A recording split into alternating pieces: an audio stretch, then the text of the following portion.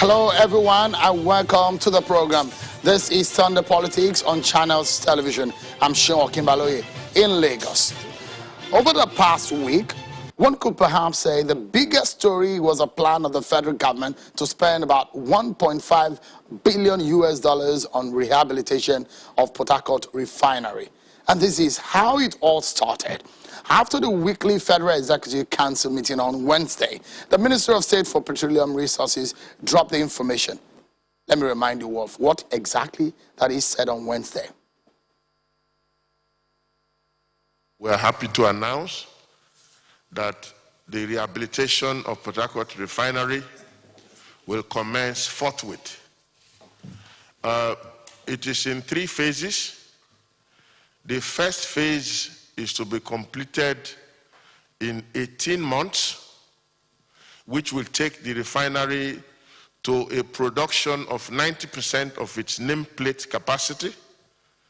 The second phase is to be completed in 24 months, and all the final stage will be completed in 44 months.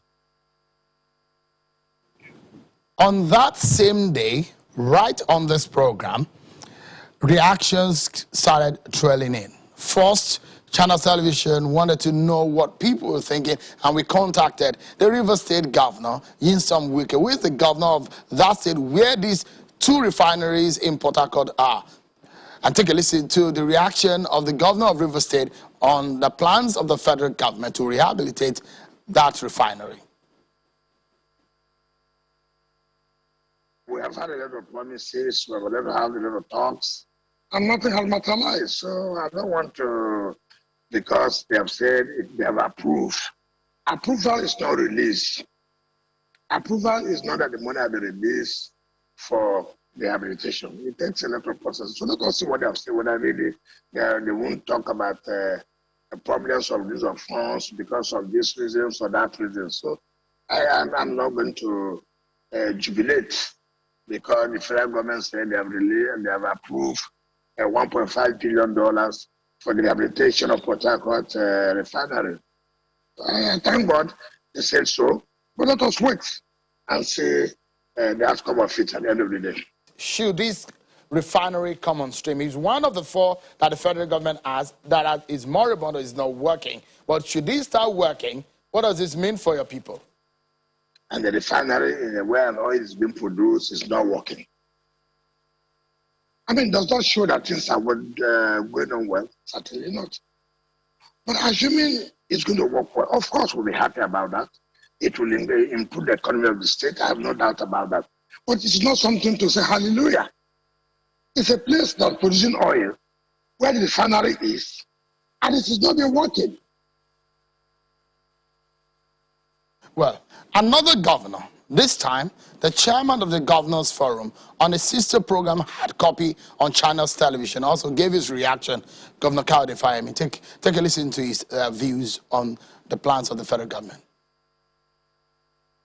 Is there a lot of honesty and sincerity in dealing with Nigerians on this matter? Because only recently, again, just this week, FEC launched, told us that they're going to spend $1.5 billion to renovate the Port Harcourt Refinery. Well, I'm not a member of cabinet, so I don't know what informed that decision. But clearly, I believe a level of analysis must have gone into it, and the approval process must have taken into consideration the cost and benefit analysis of that decision. I wouldn't have taken that decision, given the fact that we know that a big refinery, private sector driven, is coming on stream. But I don't have the information. You heard the 2 governors there, their views on this. So we here at Channels Television wanted to put you in the know. And first, let me give you an understanding of what we have as a nation. We have 4 refineries altogether with combined installed capacity at 445,000 barrels per day. But none of those 4 refineries are working as we speak. Efforts have been made. Bad maintenance culture has bedevil these refineries. But take a look at where these installations are. 2 in Port Harcourt with total combined capacity of 210 barrels per day. Kaduna Refinery with 110 barrels per day. And Warri Refinery, 125,000 barrels per day. It's sad enough that a nation that produces oil cannot refine its oil. But we caught up with the Minister of State for Petroleum Resources, and we started by asking him, why would the federal government want to rehabilitate an over 50-year-old refinery for 1.5 billion, an amount experts believe could build a brand new refinery? Take a listen to him. Well, in the refining business, this is not one of the oldest refineries at all. There has been talk about a refinery, for example, that was sold in San Francisco recently for $1.2 billion. That refinery was commissioned in 1915. That means that refinery is 105 years old and is still functioning. So in the business of refineries, our refinery is one of the oldest. It's not one of the oldest. But it's also, you must understand that in the refining business, there's a lot of upgrades that go on, just like in any technological business. There are all kinds of new developments that come up that you incorporate and then you upgrade. When you upgrade your refinery, it's as good as new. You don't have to always decommission your refinery because you want to fix it. And of course, to fix this refinery is definitely cheaper. Of course, the figure is huge when you talk about it on its own. But when you talk about it against the backdrop of the cost of a new refinery, the size of Port Harcourt Refinery, the figure is quite reasonable. Also, looking at it against the backdrop of the fact that the last time this refinery was rehabilitated was 21 years ago. So there's a lot of deterioration that has taken place. And this is going to be a very comprehensive rehabilitation of the refinery. Can you give us an idea of the current value of the Port Harcourt Refinery? Well, I would like you to take it from just from a comparison point of view with the Dangote Refinery. Dangote Refinery is a 650,000 barrels per day refinery. What is the cost of that refinery? It is between, I don't know the exact figure, but between 10 billion to 13 billion, thereabout. That's quite a lot. So if you are looking at Port Harcourt Refinery, 210,000 barrels refinery. If you want to get a new refinery there of that size, you're not going to spend anything less than 5 billion, definitely. And so at this point, I think it is still better for us to fix that refinery, rehabilitate it, make it as good as new. I mean, like I announced, in 18 months, that refinery will be operating at 90% of its nameplate capacity. That's quite a lot. That's almost as good as new. It's as good as 100%. And we feel that in 24 months, in 44 months after the initial repairs, that refinery will be operating at 100% capacity. That will be as good as new. 90% capacity is how many barrels per day? 90% capacity will give us about over 10 million liters of PMS per day. And of course, all the other products as well. The Port Harcourt Refinery is just about 200,000 barrels per day capacity, isn't it? Yeah, you know, when you refine, you get more. And of course, you are talking about barrels versus liters. Yeah. I mean, you know that the liter is a smaller unit than the barrel. I understand that. But the question I'm asking is the capacity of the Port Harcourt Refinery is 210 barrels per day full capacity, yes. Full capacity, because there are 2 refineries in Port Harcourt. The first refinery is a 60,000 barrels capacity refinery. And then there's a second refinery of 150,000 barrels per day. So at the end of the day, so we have It comes to 210,000 barrels 210 in total. Yeah. But we are also hearing and understanding that there might be an additional 100,000 added to on that ground. That's not part of the rehabilitation program, but we are also discussing with other people to actually co-locate 100,000 barrels refinery within the Port Harcourt refinery. That would take it to about 310,000 barrels. So with that plan, come within that same time frame of 18 months? Well, that's a separate discussion. I mean, this is not part of what the FEC approved on Wednesday. It's not captured in the 1.5 billion? No, it is not part of the $1.5 billion. Let's stay on that figure, because that is a huge amount, isn't it? So there was a time that you told us that those refineries, government is not able to make sense, profitably out of maintaining those refineries. And I told you that? Yeah, I had an interview with you, and you're looking at the partnership with the private sector in making sure that that refinery works. There was also a time that the government is thinking of selling the refinery to fund the 2021 budget. So a lot of people will wonder, is it a policy somersault, or what exactly has happened between less than a year ago and now? No, not at all. I mean, I know that there has been discussions about selling the refineries.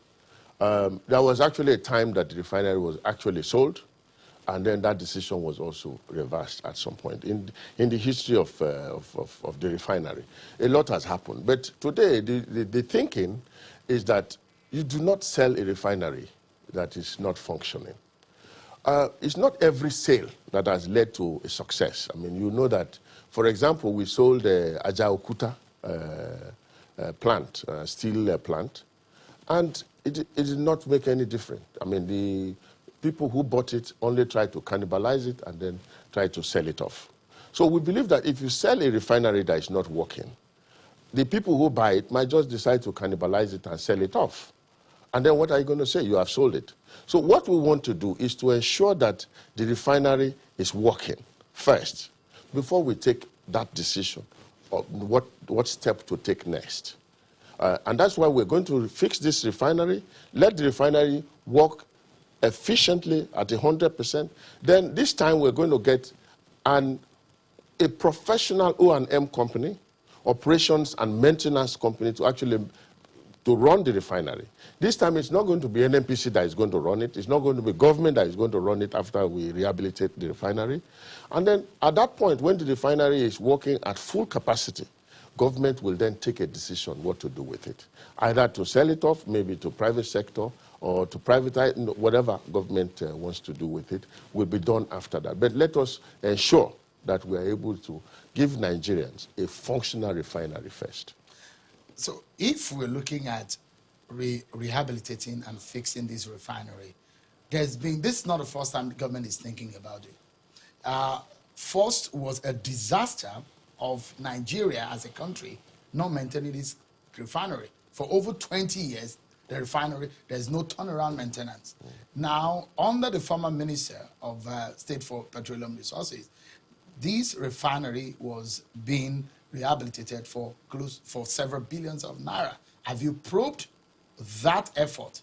Because it has not worked, no kobo has been made out of it, yet we are spending more money on it. No, I think you are getting it all wrong.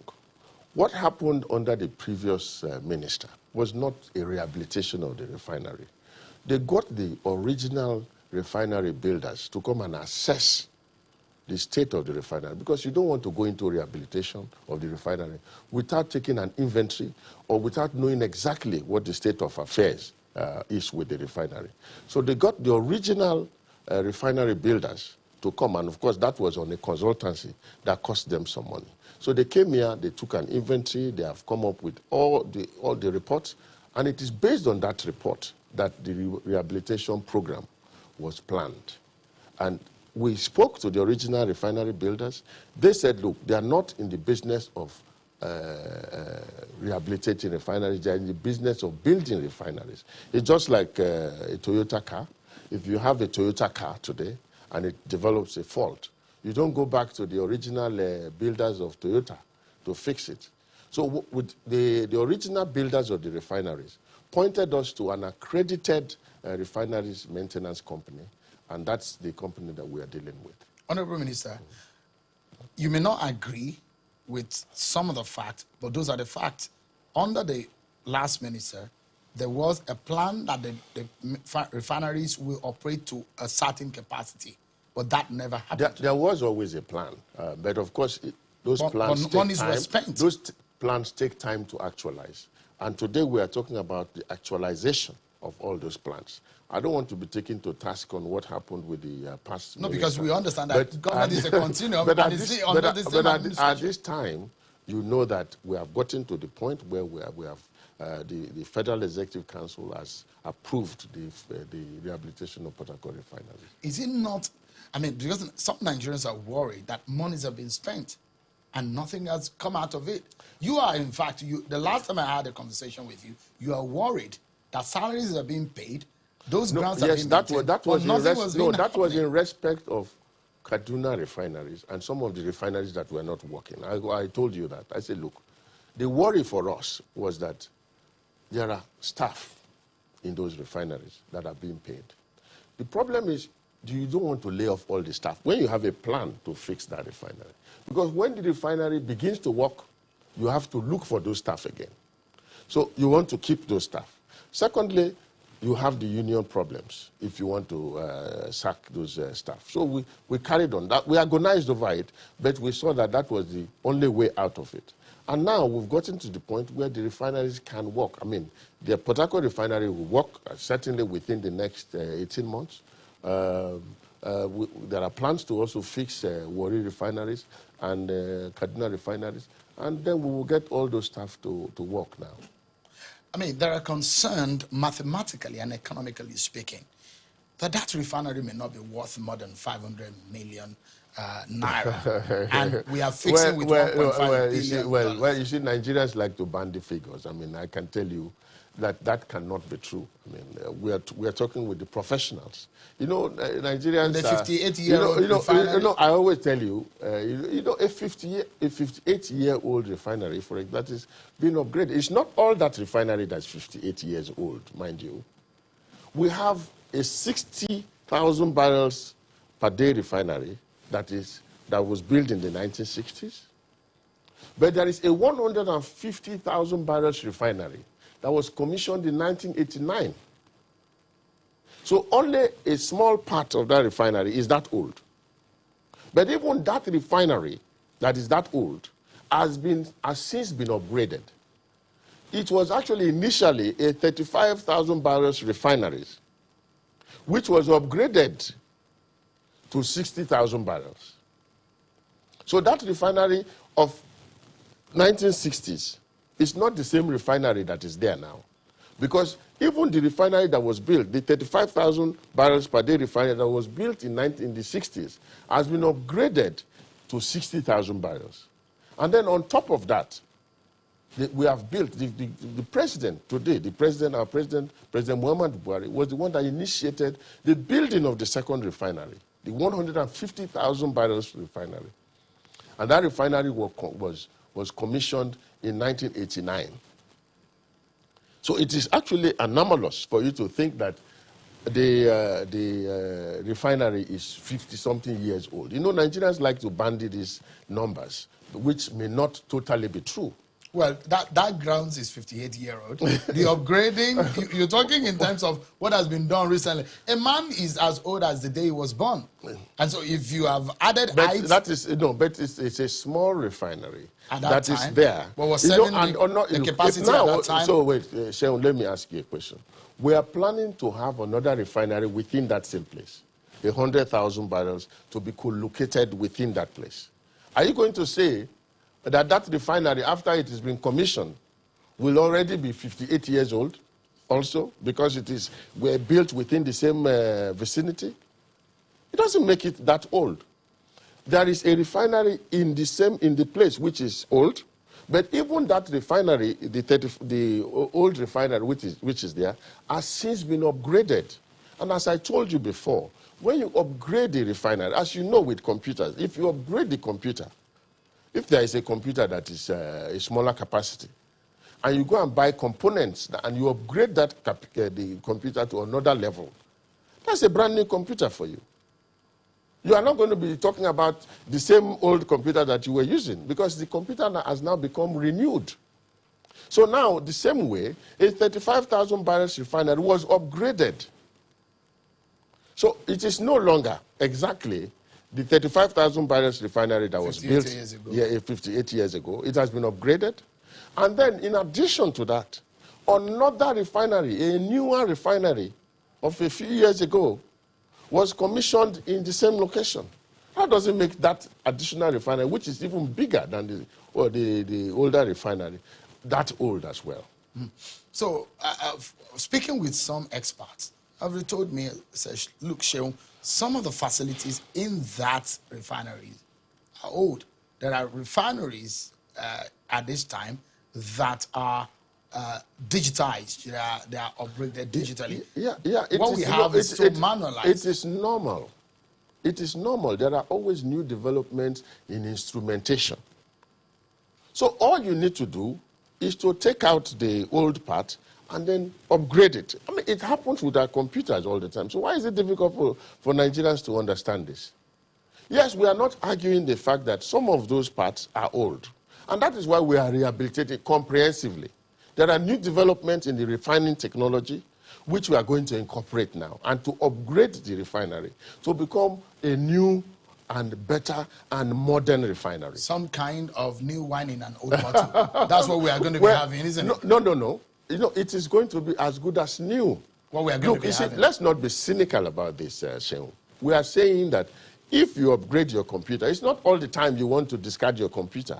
You can actually upgrade. And that means, I mean, that is the maintenance culture that we want to bring in. You don't want to discard everything because there is a new development. That is also wrong. So because you have a computer, there is a new model, you have to discard the old one each time. It doesn't work like that. Sometimes you only have to upgrade your old model to become newer. All right. Yeah. Honorable Minister, we'll take a short break, but when we come back, the conversation still continues on the $1.5 billion US. It seems like a lot of money to you, right? The minister will be breaking it down, why the Buhari government wants to spend that money and the profit to Nigeria, or what is the need for Nigeria. We'll be right back in a moment, everyone. Join us again. Thank you so much, everyone, for staying with us. Let's now continue with our conversation with the Honorable Minister for State for Petroleum Resources, Chief Timi Peresiba. Thank you so much for this time. We're still dwelling on the $1.5 billion. I mean, when we say $1 billion, a lot of Nigerians may not understand. This is over 700 billion Nigerian naira, isn't it, that we're talking about here. But one of the worries is the debt stock, Nigeria's debt burden. We have owed a lot of money, especially under the Buhari government. And so when people hear again that the Buhari government is planning to get another loan to service an old refinery, so the turnaround maintenance of our refinery without any, in the minds of Nigeria, no concrete outcome of how it will benefit them. Is this a good time to commit $1.5 billion to a refinery rehabilitation? Well, you see, sometimes I wonder what we do to please Nigerians. Everybody at every turn asked, when are we going to fix our refineries? When are we going to rehabilitate our refineries? Now we are rehabilitating the refineries, and we got professionals involved in it, but unfortunately it's generating all this. But I will tell you, let me tell you how this rehabilitation is going to be funded. It's not going to be all debt. We're not going to borrow all the monies that are going to the rehabilitation. Some of the money will come from NNPC, internally generated revenue, from NPDC. Some of it will come from the federal appropriation, and just a little fraction will come from Afrexim. And of course, the way it is structured, the refinery itself, the operations of the refinery will be able to pay back.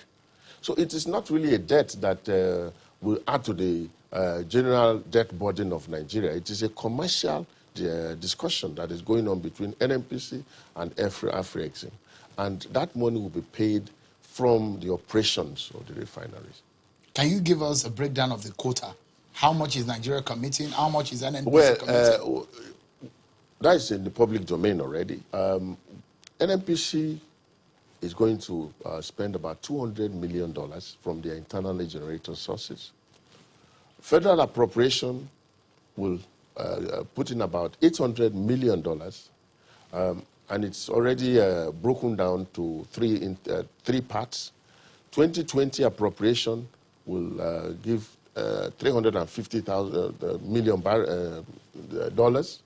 2021 appropriation, another $350 million. And then 2022 appropriation will give another $100 million, making it all $800 million from appropriation. And then the rest of it will now come from Afrexim. Is that the right priorities for Nigeria at this time? If you're spending about that amount of money, 800 million, that's a lot of money, considering the situation in the country as regarding schools, health services, infrastructure, security. Spending that kind of money you must realize that for refinery rehabilitation. Everything is linked up. One of the biggest sources of expenditure in Nigeria today is subsidy. We spend trillions to subsidize PMS every year. And that is money that should be saved for the development of those other sectors that you are talking about. So, of course, the government is trying to do just that by trying to ensure that we save this money that always goes into subsidy and ensure that our refineries work. It will give us a lot of work, a lot of jobs as well. It will produce a lot of jobs as well. And it will also free up a lot of money to develop those other sectors that you are talking about. That makes it the priority. Because you are not, education itself, by itself, is not expected to generate revenues. It's not a commercial venture. It is actually the duty of government. So now government needs to generate the revenues to invest in the educational sector. And this is one of the ways government can actually generate revenues to invest in those sectors that you're talking about. So let's look at it as government is investing this money. Yeah. What is the return on investment, a yearly return on investment for the federal government or for Nigeria? Well, I can't give you that number because, I mean, that is going to be a different discussion because the refinery itself will be operated commercially. As I said before, we are going to have a professional operations and maintenance company to actually run that refinery.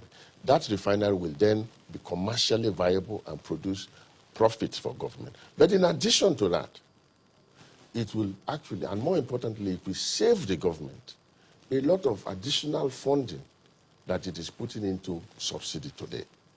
For example, at that point, all the freighting costs and other costs to petroleum product availability will no longer be there. So government will be able to free up monies. Apart from the profits that it will get directly from the refineries, it will also free monies that it would have spent ordinarily to subsidize fuel. So we will be gaining from various ends. And of course, also from the foreign exchange side, government will also save a lot of money because at this point, we are also subsidizing the foreign exchange that is used to import the product. That savings will also be there. And so we will actually only gain as a government from many, many sides. So when the Federal Executive Council was considering, you presented a memo, yes, and you convinced them to make this investment. Yes. Did they consider, or did you convince them and telling them that this is what will come into the pocket of Nigeria every year? Well, that figure should be obvious, isn't it? Of course, it's obvious to everybody that this is, because this discussion has been ongoing, and of course, I'm sure even Shehu, you know it privately, that this is going to bring a lot of gains to Nigerians. I mean, we are gaining from three ends. We are gaining from savings, the foreign exchange end. We are also gaining from savings from the importation of PMS end, and we are also going to gain from the profits of the refinery itself. So, because the reason why I'm saying this, I'm looking at it from an entrepreneurial point of view. So if I'm putting 1.5 billion US dollar into a business, I should have an idea of how I'm going to get. What I would not want to do is to get into the detail of exact profit that will accrue to government. I'm sure that you can go down to another level and maybe have an interview and they will give you those figures. No, but Nigerians will need to know. Yeah, but you are the minister that is in charge of this. But you know, first at this point, what we want to do is first to rehabilitate the refinery. Then the numbers will be knocked out as we go on. Because look, for example, the O&M contract is not in place yet. The operations and maintenance contract is not in place. You have to sequence things properly. So the first thing to do is to rehabilitate the refinery. Then when you're having those commercial discussions with the operations and maintenance company, then you probably have those details about how much you are going to get as profit. So at this point now, you cannot give you figures. The figures I can give you at best will be projected figures. Yeah, the projected figures will be fine. I don't want to give you projected because figures. we make the budget every year on projected figures. I do not want to give you projected figures. I like to give you, because from experience with you, Shehu, I'd like to only give you figures because you will take me to task on those figures much later. So the reason why I'm asking the question, Honorable Minister, is that the total picture, half of the picture is that Nigeria will gain, this refinery will work, but that will not satisfy our local consumption. We will still have to import.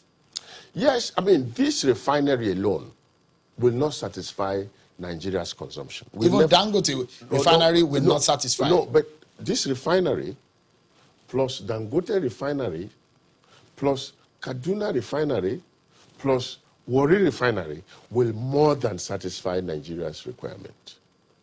And that's where we are going. I believe that with Dangote refinery and Port Harcourt refinery even combined, we would have gotten very, very close to satisfying Nigeria's requirement. Then if you add Warri refinery and Kaduna refinery, will more than satisfy Nigeria's requirement. You know, there was a time in this country during President Buhari's first incarnation that Nigeria was a net exporter of petroleum products. And that is where we are headed now. We will be able to satisfy our requirements in country and have a lot excess for export. So for over 20 years, Nigeria could not maintain its refinery. After you rehabilitate it, will you be able to, or you're thinking of concessioning or selling off outrightly? Well, you see, these are all the problems. You see, we must, as Nigerians, be true to ourselves. Yes, we have not been able to fix our refineries, but what is responsible? The problem also is the policy of subsidy. The refineries could not function optimally. They were also being run by government, and you know, government has not been the best manager. So you find that now we're getting to a point where we are now saying we want to run these refineries professionally so that we can get better value from our refineries. So there is no plan on the mind of government to concession in the future? No, but I already told you that after we fix the refinery, after the rehabilitation, the refineries will be run by professional operations and maintenance companies. For how long? Then the government can take that next step, that decision. We cannot think, because, I mean, all this may not happen within this administration, because if you remember my dates correctly, we are talking about 18 months for the first phase of the rehabilitation to be completed. 18 months is already towards the end of this administration. You cannot expect us to start a concessioning process or a privatization process at that point. But what President Buhari wants to leave as a legacy are refineries that are functional. That's really where we are looking at. Because what is going to happen to those refineries later will be decided by Nigerians and by future administrations. But how long will these private entities handle this Port Harcourt refinery after the rehabilitation process? How many years? No, the process of placing the O&M company has not even started. So I cannot go into that discussion. I told you, we are focusing now on the rehabilitation. Now that the FEC has approved the rehabilitation, the discussion on the management of the refineries will commence. And that will now be another discussion for how long the contract for operations and maintenance will last, and for how long, then what are the next steps after? Are you going to privatize? Are you going to commercialize? Are you going to concession? There are a lot of options open to government, but we cannot discuss all those options here, Sean. There are also those who have talked about the political undertone in the decision and the timeline for this rehabilitation work. That you know that you cannot effectively finalize on the work you are doing until the expiration of this tenure. Well, you see, we are not lying to Nigerians. We have told you that this is going to be in 3 phases. And the first phase, which is definitely going to be within the tenure of this administration, and you should hold us to it, is 18 months. And we're going to take the refinery to 90% of its nameplate capacity. And that's what you should hold us to. You know, the rehabilitation of a refinery is at different levels. Now, let me give you an example. You finish the rehabilitation, the first phase. Then you actually run the refinery for some time. Then you go back and you do what they call hot bolting to try and tighten the knots again, and that's all part of the rehabilitation process. So there are time lags. So you are ordinarily going to stop at that point, run the refinery for some time, allow so that you check here and there if everything is working. You go back to do the hot bolting, and then you turn the knots and tighten them, and then you go to the next phase of the rehabilitation. These are normal things that happen. It's just like building a house. Sometimes you have to let the mortar cure for some time before you go back and lay the other blocks on top of it. So this is all the process of rehabilitation. And what we are saying is that we're going to at least deliver 90% of its nameplate capacity to you within 18 months. And then the rest of the process will follow, which is just about 10% now of its nameplate capacity, which I believe will be something that we will be very proud to achieve. If you're investing $1.5 billion for rehabilitation, are you considering the procurement process, which gives the contractor 30% in this sense, we're talking about 450 billion naira. Are you considering that? Well, frankly, I don't want to go into the processes of procurement because that is not within my purview. You know, there are technical people that handle procurement, international consultants that were part of the process, and of course, unions that were part of the process. And this process was actually done properly, and I believe that if you want to get all those details about the procurement process, you can go to the technical people and ask those details. So everything is perfectly done? It's perfectly done. At least I looked at all the processes, and the processes were very well followed. So you've not told us the repayment plan of this loan. Well, the debt part of it, I told you already that it will be paid from proceeds of the operations of the refinery. So it has nothing to do with what is coming from. Is there a time frame for the repayment? Of course, there will be a time frame. That discussion. How many years is that? It's a commercial discussion between NNPC and Afrexim. Okay. Yeah. So another issue which, of course, your ministry also have to deal with every other time is the issue of vandalism. And we have years of pipeline, people vandalizing pipeline, and part of what has messed up the environment in the Niger Delta region, where oil spillage has become a major issue for concern and led to death also. Even in Lagos, we see pipeline being vandalized. Have you resolved how the crude will be transferred to the refinery? Because that's a major problem. Well, I agree with you. That's a major problem. But right now also we're looking at it. we're actually looking at it end to end. And that's why if you actually followed the newspapers, you would have seen that NNPC already published for concessioning of the pipelines. So now we have lotted the pipelines across Nigeria, and we are concessioning it to private people. So you run your pipeline and charge us for what we pass through it. So it will also be privatized, because you see, the problem is you have kilometers and kilometers of pipeline. There is no way government can actually take a look at those pipelines and then guarantee the safety of those. We've seen it from operating those pipelines that way. So this time we're actually changing the system, and we're actually concessioning those pipelines to private sector people so that they can run those pipelines as a business and charge government for what we put through it. So are you also considering using the rail that the government is Of course, that will also, it will all come together. I mean, of course, the rail will also play a large part. I mean, if you can't, of course, the most effective way of transporting liquids is still the pipeline. But of course, the rail is also another effective way of transporting bulk cargo, and of course, that will also come in handy. Because one major issue also is the interest of this government in exploring oil in the Lake Chad Basin and in some other parts of the country, which at some point you gave us an update about how far Nigeria has gone. Do you have plans of the linkage between that arena and the Port Harcourt refinery when it's fully rehabilitated? Well, already there is a linkage, because there is already a pipeline to Kaduna. So all the way from the south, there is a pipeline to Kaduna Refinery, as you know.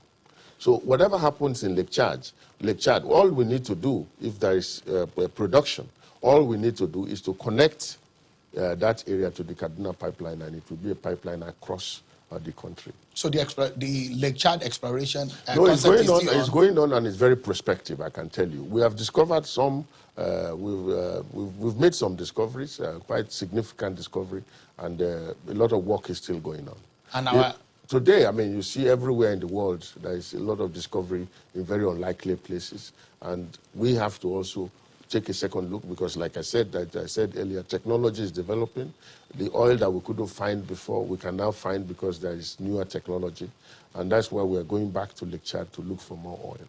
And so our interest in Niger also is growing, isn't it? What do you mean our interest in Niger? We just had a deal with that country about, with their refinery, which is working. No. Unfortunately, it has never worked. They have a 20,000 barrels per day refinery in Niger.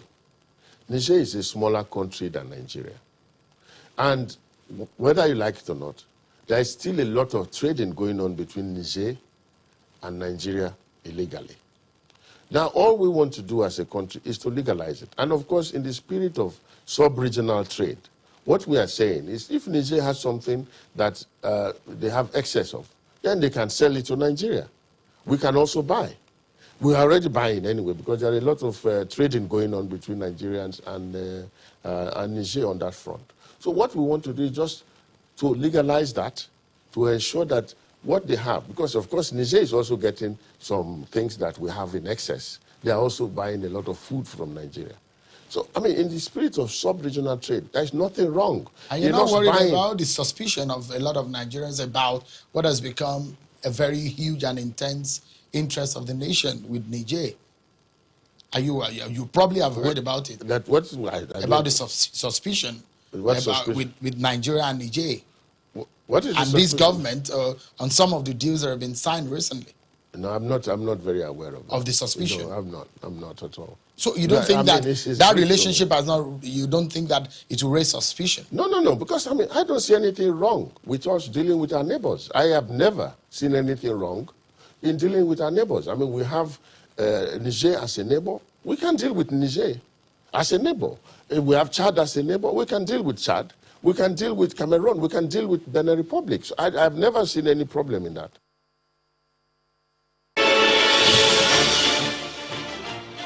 We'll take another break, and when we return, the minister makes a commitment and asks Nigerians to hold him and President Buhari accountable for every kobo spent. You will hear him say that after this time out. Join us again.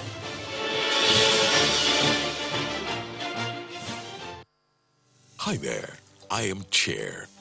Take a good look at me. I am more than just a chair. I am more than just nice looking.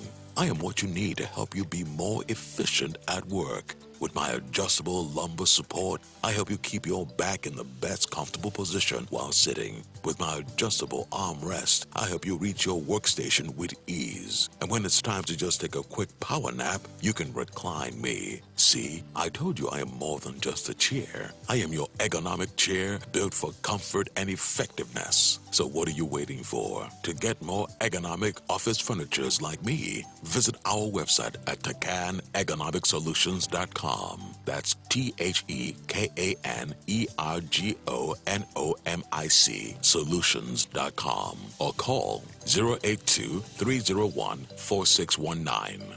The Can Ergonomic Solutions.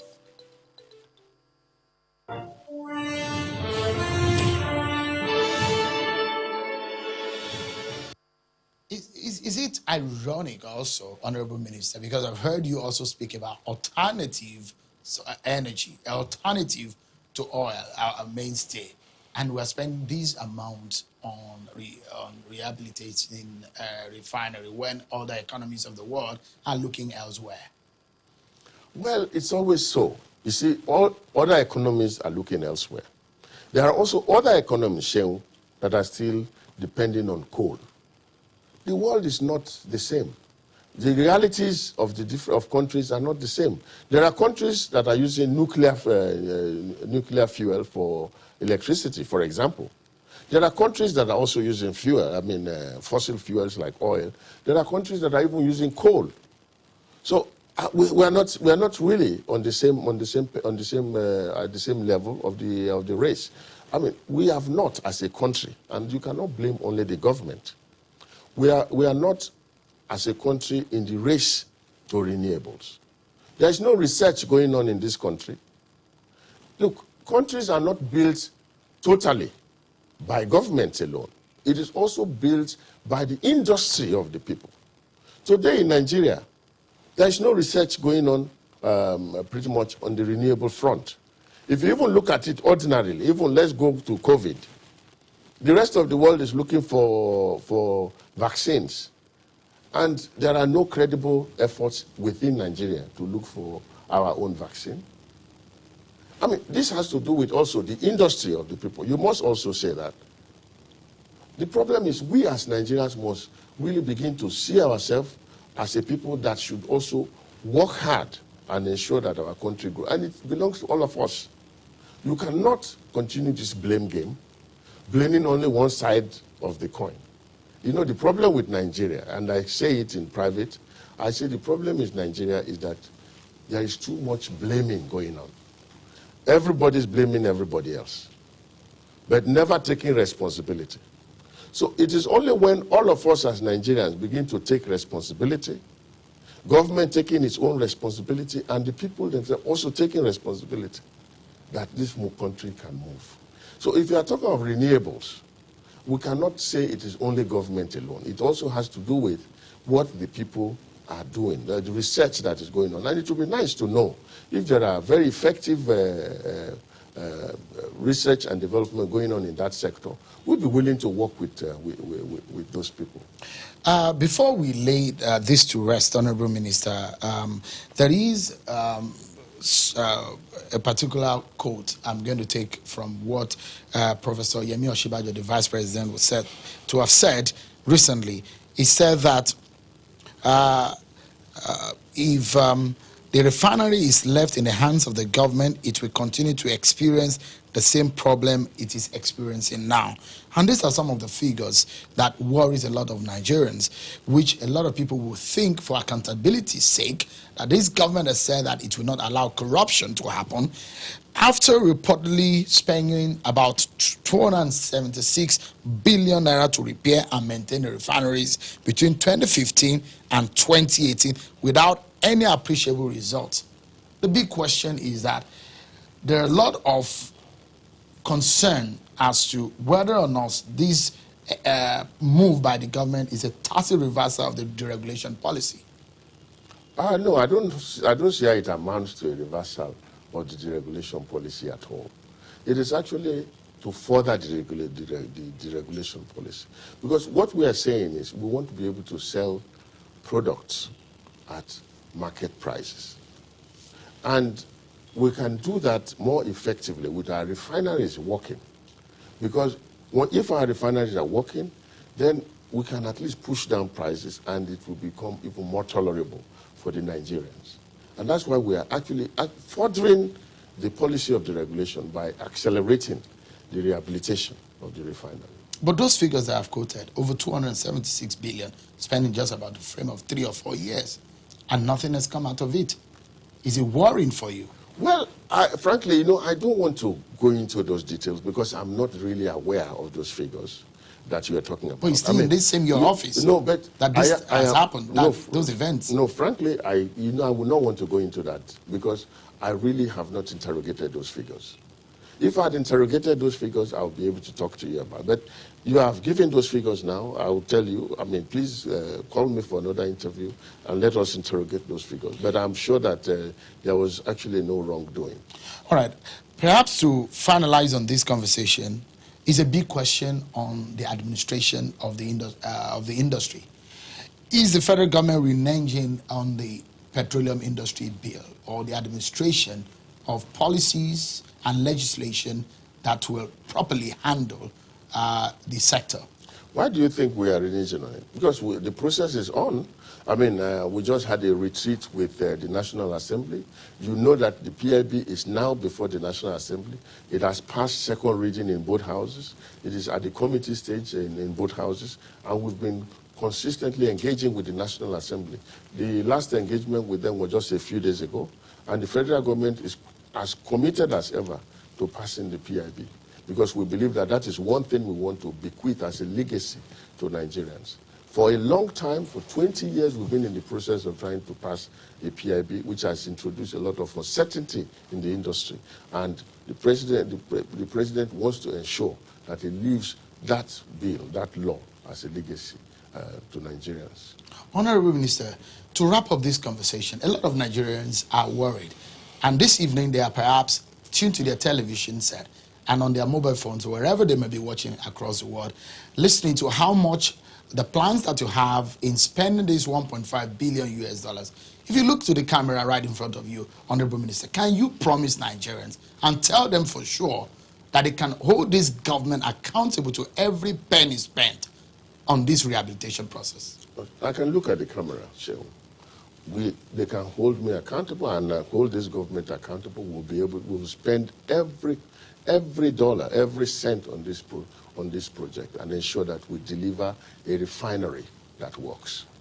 Honorable Minister of State for Petroleum Resources, Dr. Timi Preseva, thank you indeed for talking to us on Channels Television. Thank you. Thank you.